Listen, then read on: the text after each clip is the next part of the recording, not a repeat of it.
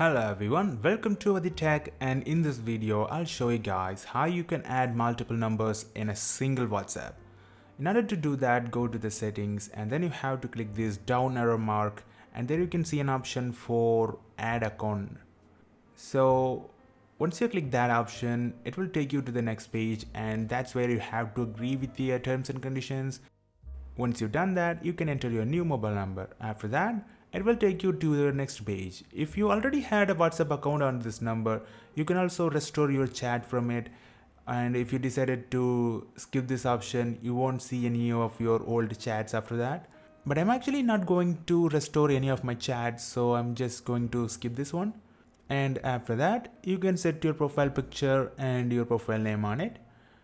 Once it's done, click next and it will take you to your WhatsApp.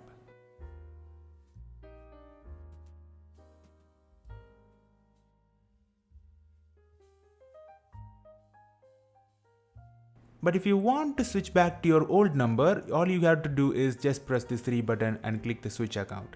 It will automatically change you to your first account, and you have to repeat this process if you want to switch between your numbers. It's that much easier.